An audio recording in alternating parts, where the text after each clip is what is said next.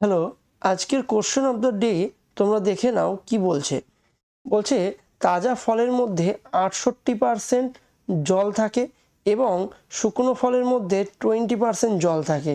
তাহলে 100 কেজি তাজা ফল থেকে কতটা শুকনো ফল পাওয়া যাবে এটা আমাকে বের করতে হবে, তাই তো? তাহলে তাজা ফল মানে মনে করো আঙুর ফল, সেটা শুকিয়েই কিন্তু কিশমিশ পাওয়া যাবে। আচ্ছা, তাজা ফল যেটা আঙুর ফল সেটাকে যদি শুকানো হয় তাহলে কোন জিনিসটা অপরিবর্তিত থাকবে? জল তো বেরিয়ে যাচ্ছে, তাহলে ওর শ্বাসটা কিন্তু অপরিবর্তিত থাকবে। তাহলে যেটা অপরিবর্তিত থাকবে সেইটা নিয়ে এই অঙ্কগুলো করতে হবে, অর্থাৎ শ্বাস নিয়ে আমরা এই অঙ্কটা করব। তাহলে শ্বাস নিয়ে এই অঙ্কটা করব। কি করব দেখো, তাহলে তাজা ফল আর একটা কি আছে? শুকনো ফল, তাই তো? তাজা ফল আর একটা শুকনো ফল। শুকনো ফল। আচ্ছা, তাজা ফলে শ্বাস কতটা আছে?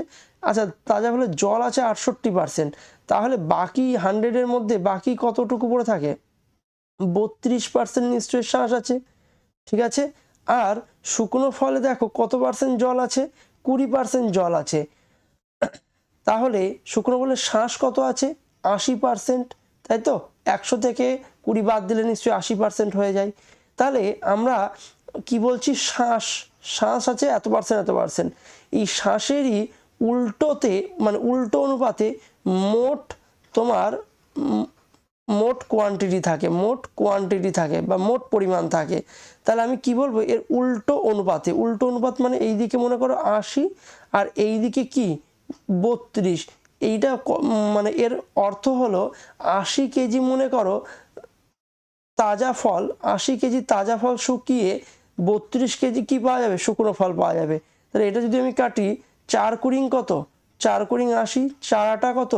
32, তাই তো? তাহলে এই 20-র জায়গায় কত বানাতে হবে? 20-র জায়গায় বানাতে হবে 100 কেজি তাজা ফল না? 100 কেজি তাজা ফল।